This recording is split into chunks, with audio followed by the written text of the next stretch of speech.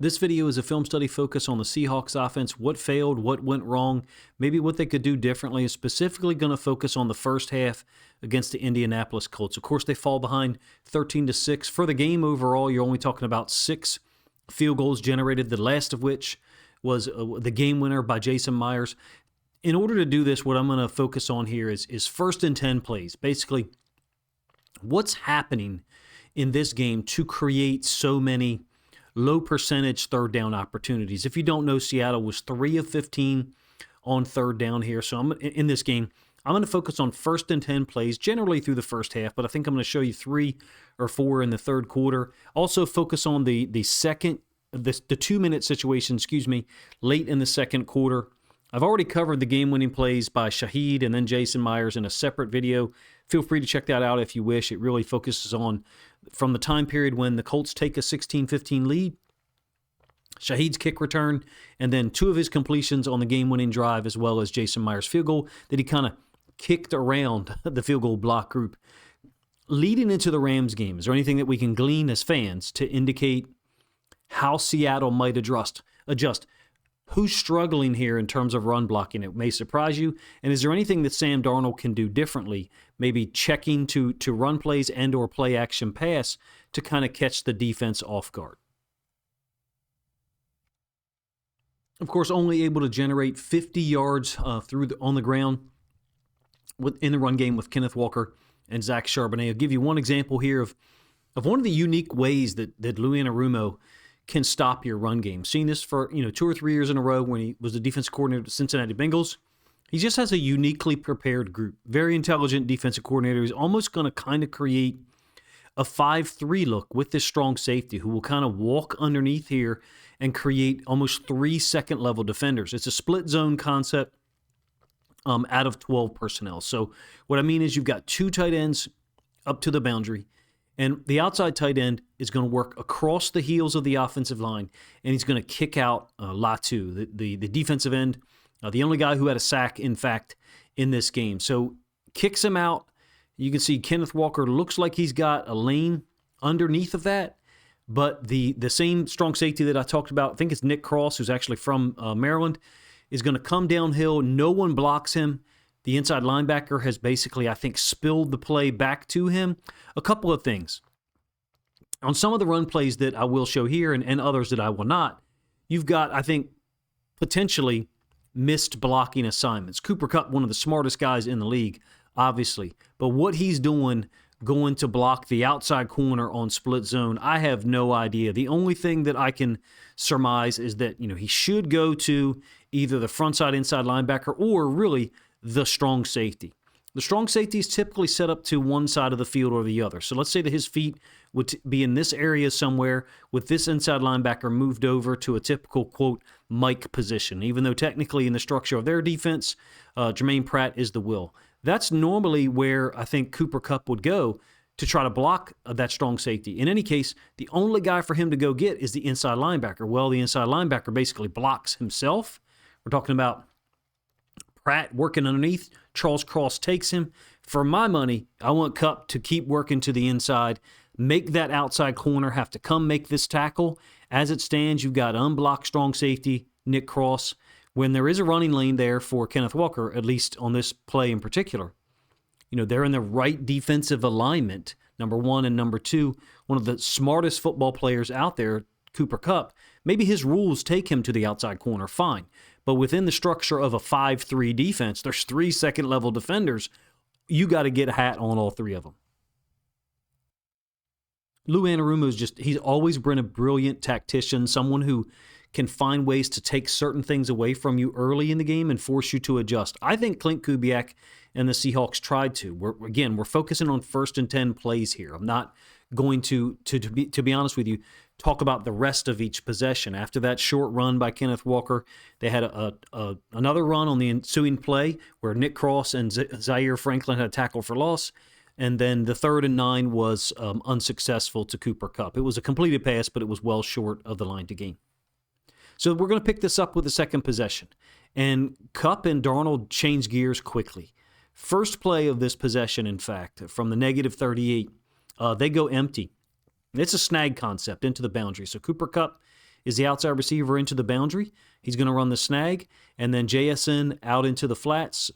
Part and parcel to this, or attached to it, is this kind of later developing in-breaking route, and you'll see that you'll see Darnold access that a little bit later in the game. In my opinion, Darnold and Kubiak and the offensive staff were working through some of the things the Colts were doing on defense. I will be honest with you. A couple of the things the Colts were doing was unsound. And what I mean by that is you kind of get an example of it on this play. Cross is going with JSN out in the flats. The outside corner is really covering nothing. And so they've given Cooper Kupp all this space to access wide open. When I say not sound, that's what I'm talking about, leaving huge swaths of the field wide open. Yes, it is 2 wide receivers into the boundary in the form of Kupp and JSN, which is somewhat anomalous, to be honest with you, but it's 11 personnel. There's really no reason for your defensive structure to not be able to handle this and at least get guys in the window. As it stands, it goes for, I think, 15 or 16 yards quickly to open the second possession. Seattle goes hurry up here with the very next snap. Same personnel grouping 11, and this one's going to be complete to Shaheed. This is a little bit of what I was talking about a moment ago. So first, the route to the top side is JSN. It's working against what I think becomes a Tampa 2. So he's running up the right sideline. Theoretically be handled by the safety. Moving from right to left for us, Barner set to the field from 11 personnel, which is somewhat anomalous. Going to kind of sit down. Actually, he doesn't sit down. He kind of brings this route, continues it more towards the top hash, the right hash from a Seahawks perspective. And then Shaheed smartly goes inside of the corner and then sits down in the soft spot in the zone. It's kind of made a little bit more open or available because the Colts are dropping out this outside linebacker Latu. He's not, as well versed in pass coverage, obviously, as inside linebacker would be, or strong safety. And so as such, he kind of opens this lane for Darnold. Darnold's feet are moving rather quickly or rapidly in the pocket because he was initially looking to his right, the top side of the screen up here. And Lou Anarumo loves to do these kinds of things. What I mean is take one inside linebacker and push him into a pass coverage area that technically shouldn't be his. So the way that he's getting that accomplished is blitzing one of the safeties and then pushing Zaire Franklin into the hook area. The will linebacker, typically set to the boundary, this time set to the field, is Jermaine Pratt, a severely underrated player, also kind of physical when he gets involved in cheap shit often. I kind of like it sometimes, even though he's never played for a team that I necessarily root for. And then the outside linebacker dropping. All of those things, I think, is what forces Darnold to quickly move away from the read to his right, the top side of the screen, and then come back to the bottom here. Shaheed has made himself available. Again, that soft spot in the zone, or that open lane, if you will, is made more so by the fact that they're asking an outside linebacker to drop to the hook area. Basically, in my opinion, this is a hook dropper. This is, the middle of the field. Really, it's the middle third in a cover 2, which mathematically doesn't work. And this hook dropper or hash dropper should really be somewhere in this area to minimize that window for Darnold and Shaheed to access. Same play from the end zone angle. You'll kind of get an idea of what I'm talking about. Noticed it first, 2021 with the Bengals, whereby sometimes the will linebacker was on the, quote, wrong side. Typically, the will linebackers into the boundary, but the Colts have walked up one of their DBs. You can see, I think it's number 23 there, and he's going to be the blitzer off the edge. Zaire Franklin is communicating something to the defensive end, Latu, and he's doing so in order to let him know that, hey, I'm pushing to this side here. You have to drop because 53 is taking the middle of the field, 53 being Jermaine Pratt. So you can see how quickly Darnold processes this.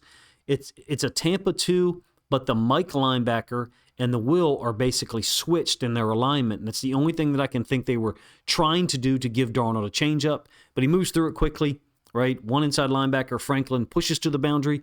Darnold comes back immediately, and you can see he initially wants to go to Barner in the middle of the field. Pump fakes, resets his feet, delivers it to Shaheed. The ball's kind of dying a little bit. I'd like to see a little bit more of this at times, to be honest with you. Meaning use the pass to set up the run. The weakness there, I guess, is that from a Seahawks standpoint, what kind of shotgun run game do you actually have, with Sam Darnold obviously not being a threat to keep it off of any zone read look. Again, they've gone no huddle, so it's 11 personnel. We're talking about the second possession, and it's an ace formation. So ace formation meaning that you've got one tight end set up to the left of the left tackle and another tight end set up to the right of the right tackle. The only difference is this is obviously not a tight end. That's why I said it was 11 personnel. But if you're going to run the ball from under center, where do you think you're going to run the ball to, right? It's going to be to the tight end side. So Barner is stepping to the defensive end, Latu, and then Shaheed is going to go get the boundary side safety. A couple of the problems that I noticed in this game, as far as the run game, it had to do with Charles Cross. He's a player that I think very highly of, and I'm sure you do as well. Just either not finding any work at all, number one, or number two, not understanding the alignment that the defense is giving you pre-snap. And so what I mean is Latu is in a 9 technique. He's outside shade of Barner. Neither the safety nor the corner is rolled up in a position where basically Latu could spill it. So spike to the inside, and one of these guys run down to basically gap exchange it with Latu. I just don't see a Cross in any way, shape, or form getting himself in position to handle the front side inside linebacker at all. And I'll give you the end zone angle. Look, there's people understand it better than me as far as offensive line responsibilities, but all I know is the guy that Charles Cross tries to get to, again, it's what I would refer to as the will linebacker, Jermaine Pratt. He's the guy that makes first contact on the play as well as the unblocked corner. You can handle an unblocked corner to the boundary, right? That's the design. That's why Shaheed is going to get this safety here. That's typical. That's what you expect. They got to make the corner miss, but you can't leave the front side inside linebacker unblocked, and you're going to hear phrases like that a couple of times in this video. You're more than welcome to have a different interpretation of me, of Cross's play, but in my opinion, we can get better than this out of him. Pratt's a very good football player, man. Like he's, again, as I said a little bit earlier, he's involved in cheap shit, and you'll see a little bit of and so is Zaire Franklin for that matter. Consistently, it's not just in this game. But something else I want to mention from the end zone angle is that, as this run play develops, sometimes you're going to, bounce it. Sometimes you're going to bang it. Depending on the concept, you may actually, bend it back. Well, that's not allowed to occur here because of the way the center and the right guard handle this. Basically, there's no help offered by the center at all. He just immediately works up to Zaire Franklin. Well, Zaire Franklin's super athletic. He's very quick, so I understand, that could be the motivation for that. So he handles Zaire Franklin. Great, that's wonderful. But we didn't help the right guard at all. And that is just not something that I think at this point of the season shouldn't be automatic. A punch with the inside arm here to allow 75 to take him over, and then you still have the angle to go get 44. I don't think it's going to slow you up that much at all, but someone who's more well-versed at teaching offensive line or explaining it, feel free to let me know in the comment section if you think that's valid. Basically, I'm not saying it's the fault of the play, the reason why it fails, but the little details, in my opinion, can be the difference between, actually it should be listed as, I believe, a 3 or a 4 yard gain. A 3 or a 4 yard gain, or a 6 or a 7 that sets you up for a more high percentage second down. Again, we're only going to really focus on 1st and 10s here until the late second quarter situation where Seattle needs a field goal to get within 13-6. So the first field goal occurred at the 2 plays later after that, or 3 plays later, after that run that I just showed you by Kenneth Walker on a 1st and 10. So we flipped the field here because we're in the second quarter. So this is their 3rd possession, and this is dumb defense, to be honest with you. The Colts really opened themselves up on a 1st and 10. It's 3-3, and the crazy thing is they're almost rewarded for what I would call a poor tactical choice, number one, and number two, a really undisciplined decision by this free safety. So it's a play-action concept out of what I would refer to as 21 personnel. So tight end and fullback down into the boundary. I believe that positionally 38 is a fullback. So they go play-action. And this safety, the only thing I can think that he's seeing is one or both of these guys flowing in this direction, and he gets pulled in that direction. This could have been 6. It's just a drop by JSN. You don't know how difficult it is for me to even utter those words. It's very similar to something I said to Lions fans earlier in the season when Amon-Ra St. Brown had 2 drops. I don't think they were necessarily in the same game, but those guys just don't do those things. This is borderline almost over if JSN catches this football, which he does. I think the Colts are overestimating their corner talent here. Shaheed's route is kind of snapping back to the top side of our screen, the left-hand side of the Seahawks offense. And if JSN doesn't drop it, number one, and then number two, this corner, notice that the ball is thrown. This is 6. It's literally over. But as such, like, crazy kind of day and crazy offense the last 2 weeks in the first half for Seattle, the Colts almost get rewarded for this dude, I think it's Bynum, being so far out of position and that the ball pops up in the air. It's not necessarily close to an interception, but the first time I saw this, I was like, really? Is the ball going to pop up in the air and they're going to get an interception when he was absolutely wide open? It's just kind of shocking to me that the Colts would make that coverage choice with JSN, being so efficient and so effective thus far this year. I will tell you as an aside, I just watched the Lions basically shred the outside corners for the Rams. You would long and hope for those types of opportunities for JSN this Thursday night.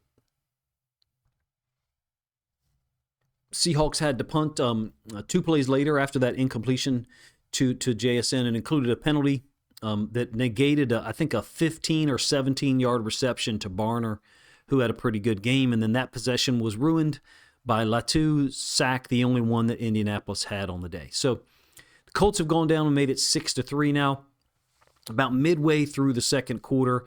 And Kubiak's trying to switch gears a little bit. So he goes 13 personnel. And so you've got 2 of the tight ends set up into the boundary, so away from the passing strength of the offense. And the Seahawks are basically going to run what I would call jet dive. So Shaheed is running the jet. He's getting the football. The dive action goes opposite of it with the running back. And in this case, it's Jermaine Pratt, totally unblocked on the play. Tackle for loss. I think it's a loss of 3. There's just no reason. You cannot leave. Look, the idea of a jet sweep is you do not need to block a 3 technique. A 3 technique should not be able to step up field and make this tackle on your athlete. So there's going to be guys that you leave unblocked by design. It can't be the frontside inside linebacker. You just can't leave the frontside inside linebacker unblocked. It seems pretty obvious to me to some degree. Charles Cross should have been handling that. It's you want it to turn into a +1 situation.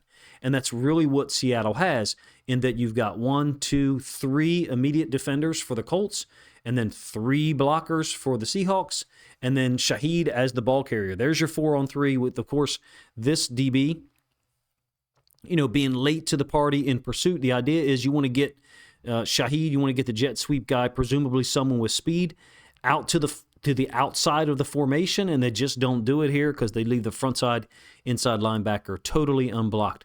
I'm not a person that complains about the hip drop a ton, but 3 times in this game, you see what looks like an attempt from Pratt to execute it, basically leaving his feet.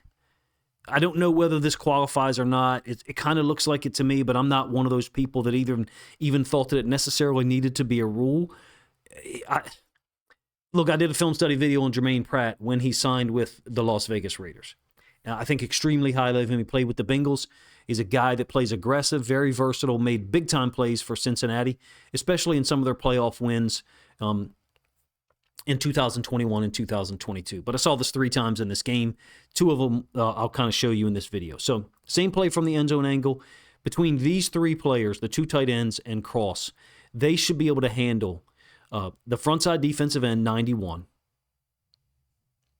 and the frontside inside linebacker, Pratt, as well as the strong safety who's rolled up kind of off-screen to our right, like 3 o'clock position.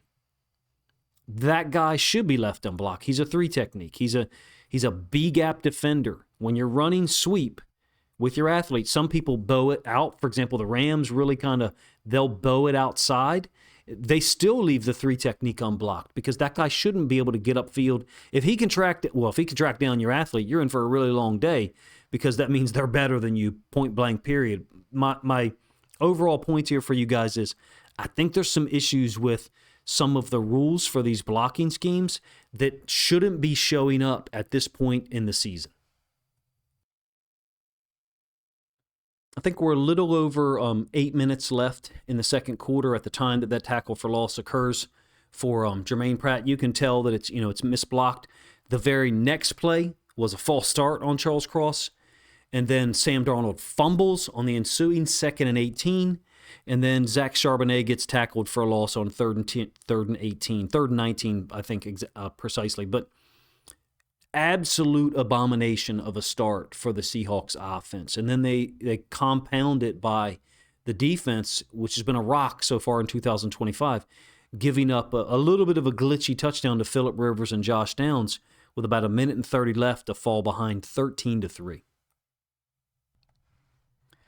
So we'll move to a 2-minute situation. I certainly don't want to make it seem like Seattle should be throwing on every 1st and 10, and it'll get a little bit skewed here because, again, we're in a 2-minute situation. Specifically, I think there's 1:33 left when Shaheed fields the kickoff and returns it for, I think, 18 yards. So first play of this drive, like I said, Colts are up 13-3. Kind of shocking to be able to watch. Thankfully, the player or the site that I use to watch, I'm able to watch 2 games at the same time. So, see the Lions game and the Seahawks game at the same time. So a lot going on here, and it kind of relates to, again, the dynamic of Pratt being very versatile. He's the will linebacker with the ball on the right hash. And watch what occurs here on the motion by JSN. He actually flips. This is another thing that Anarumo will do with his defense. He'll take an inside linebacker and run him across to basically play a receiver in man, maybe expecting a shorter route.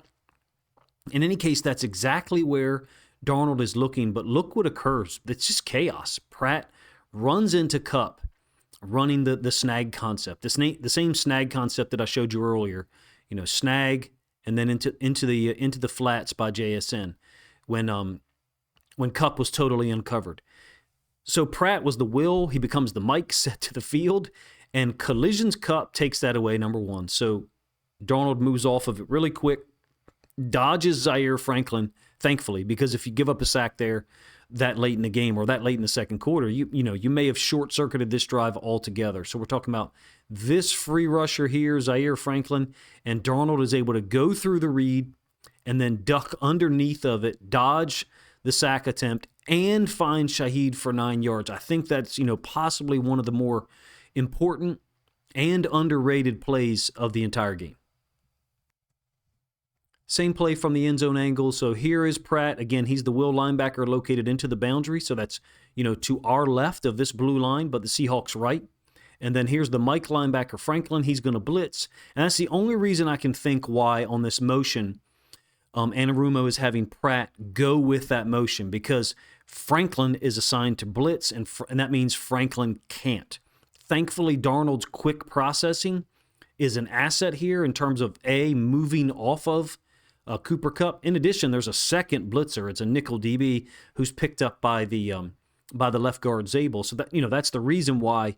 That's really the reason why Franklin's a free rusher. It's a 2-on-1 against Gray Zabel. He's fortunate to be able to block one of those guys, recognize it quick enough to block one of those guys, let alone have a 2-on-1. In any case, great play by Sam Darnold.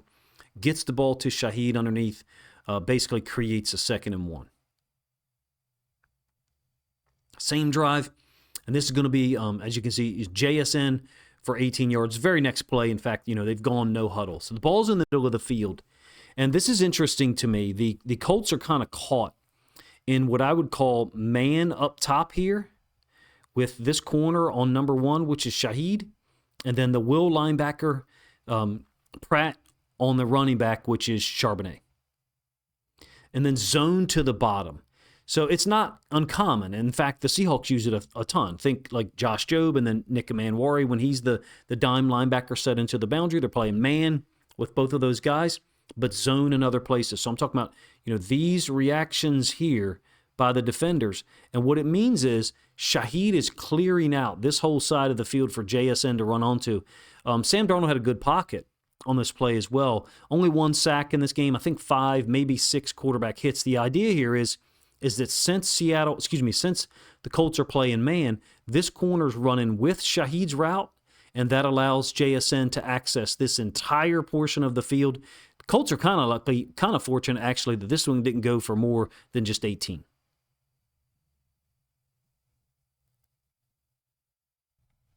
Same statement kind of applies here that I just provided, and that they're lucky that more doesn't occur with this completion to Cooper Kupp. It's going to be to the bottom side of our screen. Kubiak's gone jokers. So jokers, if you have your own terminology from a formation standpoint, you probably don't hear that on Madden or college football. But what it means is two running backs, one to the left of the quarterback, one to the right, and the quarterback in the shotgun, almost kind of like a shotgun T. In any case, he's into the boundary.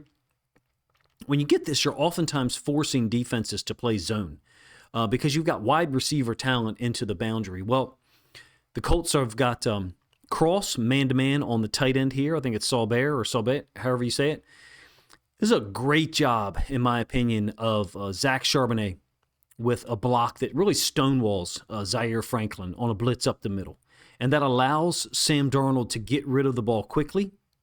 You can see the hit that Charbonnet lays here. Maybe it's not, chest on chest, but he's getting a pretty good shot on Zaire Franklin. Ball out quick to Cooper Kupp, and the corner is trying to force a fumble. I feel like the Colts got away with some in this game, to be honest with you. I feel comfortable saying this, that if you were to play them again this week or another time this point in the season, I would expect Seattle to throw the ball more and to throw the ball with a high degree of efficiency. In my opinion, the Colts were playing a style of defense that doesn't necessarily suit their talent at this point in time, although, they are only giving up, I think, 21 points per game at this point. In any case, something to notice occasionally with the way these guys tackled late is that they're involved in some kind of cheap shit, and I'm going to give you an example of that here in a moment. That we're into I think it's about 38 seconds left as the ball is snapped here late in the second quarter. In any case, here's the routes that are occurring. This is actually what, to me, looks like an obvious defensive pass interference up to the top. It's JSN. There appeared to be some kind of communication between Darnold and all the receivers and the tight ends, confirming something. But in any case, it's an obvious hold to me. It seems clear that the NFL's enforcement of pass interference, whether it's offensive or defensive, or their ability to rule whether something is a catch or a touchdown, is totally compromised.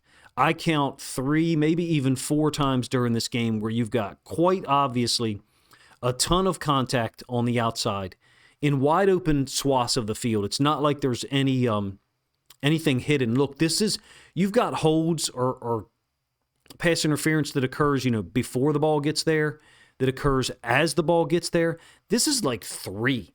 So you've got, first of all, there'll be inside grab and hold.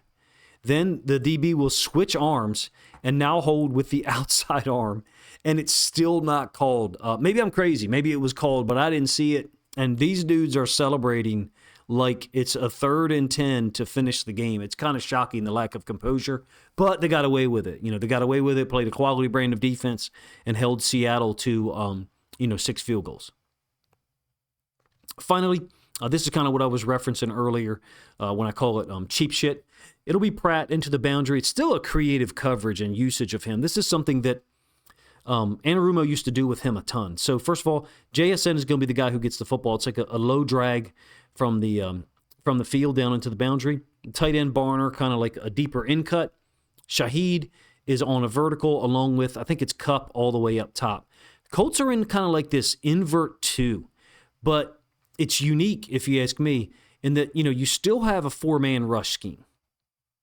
But when you say invert 2, it basically means there's, normally you're going to have, you would call it maybe an invert Tampa 2, and someone is running with a vertical. There just doesn't look like there's anyone, to me, doing this, number one. Number two, watch Pratt's drop into the boundary. Basically turning his back to the sideline. Why? It's short time in the half. They want to tackle people and keep them in bounds. You've got vertical by those two guys being handled by the corners. So credit Anarumo. He's a creative guy, man. He's just always been so prepared. I do think that at some point in time, you want to look at, trying to work the ball down the field to Shaheed on some vertical stuff. Look at what Jamison Williams and Amon-Ra St. Brown were able to do against this Rams defense. This is kind of what I'm talking about. Another almost a hip drop tackle attempt by 53. The only thing is his legs actually go around JSN, but it looks to me like he's trying to do the same thing he did earlier, which is catch and then swivel. He's tried to strip the football multiple times when JSN is on the ground. And then, oh, by the way, a second DB tries to strip the football from JSN as he goes to stand up. So in any case, Seattle was able to get to within 13-6 here at the half. Another disappointing, really ill-equipped first half from the standpoint of trying to present a balanced offense to the defense. I won't say that the answer is as simple as go under center and throw the ball on 1st and 10. However, there are times where I feel like being in attack mode is a good thing. This Thursday against the Rams could be one of them. They certainly looked unstoppable offensively against the Lions. Having said that, the Lions are compromised defensively. Brian Branch, Kirby Joseph out. Terrion Arnold, one of their starting corners, out. And Detroit does not have anywhere near the pass rush prowess that the Seahawks do from a defensive tackle and a defensive end standpoint. Basically, they've got Aiden Hutchinson. That's about it. Yes, I understand Al-Qadim Muhammad has 9 sacks as well, but it's a very anomalous situation, and he has 9 sacks and only 18 quarterback hits. Go look at the rest of the people who have 8, 9, 10, 11, 12 sacks this season. They've got far more than 18 quarterback hits. In any case, look at the answer that Kubiak kind of provides us for what he might do if you're put in this situation again. Basically, the run game totally shut down, only 50 yards, for the entire 60-minute game against the Colts. He throws the ball on the first 4 1st and 10s of this drive. This is the 6th possession. I'm only going to show you, I think, 3 of these. The first one is a hitch to JSN. So remember the last time that we had a heavy personnel group. Now, granted, it was 13 personnel, right? And it was Shaheed on the jet sweep. You had the 2 tight end side. It's the one that I kind of offered where I think Cross should be helping deal with the front side inside linebacker. We've got the same setup up top into the boundary, but the Colts are not playing it the same way. Why? Because it's 12 personnel. You've got 2 stand-ups, 2 receivers, Kupp and JSN, set up to the field. They're still not necessarily respecting it. So what I think is built into this play, whatever this play was going to be, is a hitch screen to JSN. Running back, certainly not going to get the football. You can watch how he takes off here. This is just really a substitute for the run game. To me, it almost seems like Klint Kubiak said to Sam Darnold and maybe the rest of the offense, look, we got some plays built in on 1st down, and in this case, to try to substitute for the run game. If we get this off coverage out of a too high structure, take it. Throw the hitch, let Cooper Kupp try to go get the safety, make this guy miss. I think it goes down for a 6 or a 7-yard gain. Basically, I would say this is just a substitute for an ineffective run game. You're not going to be able to do this consistently. I will, however, say this. If you're getting off coverage like this against anyone, of course you're going to try to take advantage of it, get the ball to your athlete in some space quickly. Stayed in 12 personnel 2 snaps later. I really love this play because of the manipulation that it provides against any defense, but particularly the Colts. So 1 tight end to the top side, 1 tight end to Sam Darnold's right, so 12 personnel. And what that does is because you have 3 receivers to the field, one of which is a tight end, the strong safety is rolled up to that side. So, of course, Kubiak is going to motion the tight end all the way across, and they go play action. But there's a run fake with it to the field. So the run action goes up to the field, and then Barner is going to initially block this defensive end / outside linebacker, and then release into the boundary. The math is quite simple here. Because you've got a vertical by the inside tight end, we're talking about this route here by number 81, that's going to occupy the boundary side corner. There's no rotation by the Colts. The strong safety set to the field, so there's literally no one here. So what I mean by that is you're getting occupy route by that tight end. You've got Jermaine Pratt, the will linebacker, who's got the wrong read. And what that means is just, he got a run read, so he stepped downhill. And that's going to happen as an inside linebacker. You turn your back and you go find work. You try to get back to your pass drop area if it's a zone. And this kind of starts to look like another opportunity for the safeties to drop down. I wonder if you're going to try to see teams do this more often. But in any case, you can see Barner's catching it wide open into the boundary. So I think this is just an example of we should give Kubiak credit here. Creating the space through math. Basically, with the strong safety rolled up to the field from a formation standpoint, because remember, that's where Barner was originally, then you can control the reaction that you get from the defense, with quick motion and then snapping the football. Barner wide open into the boundary. If Pratt doesn't do a better job here, if Pratt does a better job here, maybe there's less resistance. Pratt has matched this route right there. You teach the Will linebacker and the Mike linebacker a little bit differently on play action stuff because one of them, the Mike, is typically going to have support to his outside by the nickel, and the Will linebacker will not. Same play from the end zone angle. Like I said, it's a gain of 9. And then here is the strong safety rolled up. They didn't do any kind of rotation between these two safeties at all. Basically, could have had 20 roll back and 0 roll down. The Colts eschewed that. Pratt gets a somewhat undisciplined read, in my opinion, right here. And it's over. It's a 2-on-1. Once Barner releases the OLB to go rush after the quarterback, it's a 2-on-1. The two tight ends against the boundary side corner. Really nice creativity, really nice design on a simple concept that generates some positive yards. I'd like to see something like this early against the Rams. Basically, use some of your other guys, use some of your supplementary players, if you will, to attack them, but specifically into the boundary, almost like a jab. This will be the final play that I show you, and really the only reason I'm illustrating these from the third quarter is that Kubiak and his staff clearly came out with the idea to throw the ball on 1st and 10 because they did so, right? You're down 13-6. The Colts defense, they've played a high-quality brand of defense, don't get me wrong, especially against the run. So 12 personnel, play action pass again. The difference is the strong safety is rolled up to the field one more time, but it's to the side of where the two tight ends are. Keep in mind, on the previous play, he was rolled up to the bunch side where Barner was, but Barner motioned down into the boundary. So they basically out-formation the Colts because they kept the strong safety, to the field. In any case, another block and then release by Barner. And on the recognition here, Nick Cross, the strong safety, number 20, he's going to recognize it and then turn his back to go get out into the flats. Very similar to what I just described with Jermaine Pratt. If you get a wrong read, you got to get out to your zone of responsibility. Walker is trying to deal with, I think that's Latu, who's a disruptive, big, athletic guy.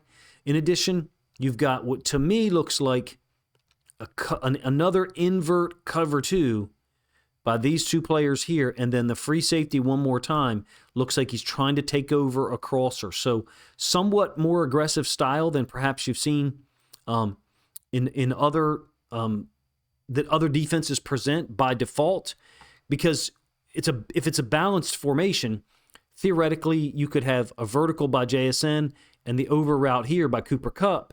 That's not what actually occurs on this play. I think the free safety for the Colts is just probably reading and reacting to that during the play.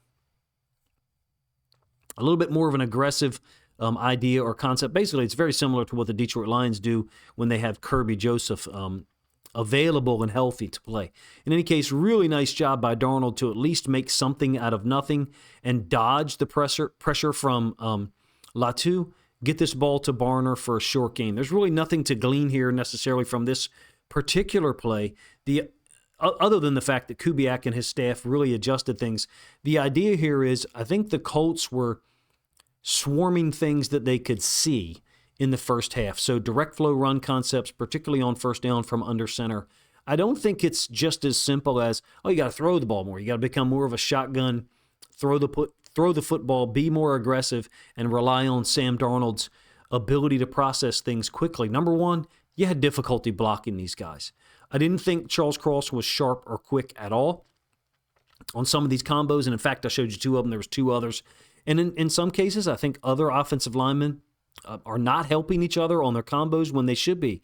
More than welcome, if you understand it better than I do, to let me know if I'm incorrect in any of those assessments. Look, the run game has not been consistently effective throughout the entirety of the season. Having said that, you have averaged 18 first downs the last 4 weeks. We're talking about against the Titans, Vikings, Falcons, and Colts. But if you isolate it down to the Atlanta and the Colts games, and just the first halves, you scored 12 points in those 60 minutes of football, right? Separated by 2 cities and separated by a full week. I think the Colts defense is pretty good. Lou Anarumo knows what he's doing. Maybe he took some calculated risks. I also think there's some times where players are just kind of going where their eyes take them instead of reading anything, to be real with you. It did work. Seattle only generated 6 field goals, had to get a game winner from Jason Myers to be able to pull this off at home against Phillip Rivers. Credit to Colts. They did hold the Chiefs in an overtime loss to 23 points. They also hold the Texans to 20. Gave up 36 to the Jags in Week 14, however. What do you make of all this? Number one, the run game consistency, or lack thereof, provides some variance. Only 50 yards in this game. You did have a huge second half down in Atlanta, right? Shaheed with a kickoff return, and then I think 3 touchdowns and a field goal on offense. Looked great to see, and it felt great watching it, right? But I think what a lot of people's thoughts are, or question is, can you overcome a similarly quiet first half where the offense is non-existent to beat someone like the Rams or the Eagles in the playoffs or any quality team, the 49ers for that matter, in the rematch? I will say this. I was not impressed with the Rams defense this week. I'm certainly not saying that you're going to be able to go out there and blow the doors off them and score 34 points like the Lions just did, but I actually did a video on Jameson Williams and Amon-Ra St. Brown and Jared Goff and how they shredded LA's defense in the first half. And I mean shredded. 24 points.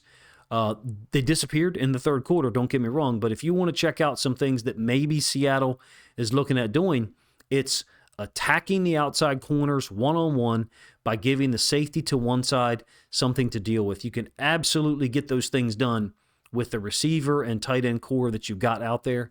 Do I think the Seahawks come out here on Thursday and eschew the run game or ignore it completely? No, but I would expect to see under center play action early. It's what Jared Goff and those guys did. It's what Seattle kind of majors in this year under Klint Kubiak. I think there's opportunities to attack down the field and to give a little bit of a balance or perspective. This Colts team was 7-1 at one point, right? Injuries to the quarterback, Ahmad Gardner, it's clearly hurt them and compromised them. That was a different group that showed up on offense, but the defense is very proud. Lou Anarumo is, for my money, a high-quality NFL defensive coordinator who, at this point, because of his age, is probably recognizes he's not going to get an opportunity to be a head coach in the NFL. After the 2021 and 22 seasons with the Bengals, those things were out there on the table for him. I really respect the guy. I kind of even alluded to it a week ago. I will say I'm surprised by their ability to totally shut down the run game, but I cannot lie to you. Lou Anarumo is a guy that always lives up to these types of moments where his team needs him and his defensive side to kind of be a rock. That's just what he specializes in. If you don't have a whole lot of knowledge of him, I understand that you may have a different evaluation or a different perspective, but as someone who watches a shit ton of film, for me to stand here and praise loud a former Cincinnati Bengals defensive coordinator, and I'm a Baltimore Ravens fan, that should tell you, the level of defensive play and aggressiveness and intelligence that his guys oftentimes play with. In any case, I'm not making excuses for the Seahawks offense. I am trying to provide some balance here. Hopefully was able to do so. You guys let me know in the comment section what you thought of the video, as well as the plays that I used to illustrate my thoughts. I know that it went on kind of long. I never intend to produce a 30 or 40-minute video, but sometimes these things happen. If you guys appreciate it, please let me know in the comment section. And finally, if you think other Seahawks fans would enjoy this film study look at a woeful first-half offensive performance with some evidence of adjustments by Kubiak and the offensive staff at halftime, then please consider grabbing a link to this video, sharing it out on social media to help this content get more reach.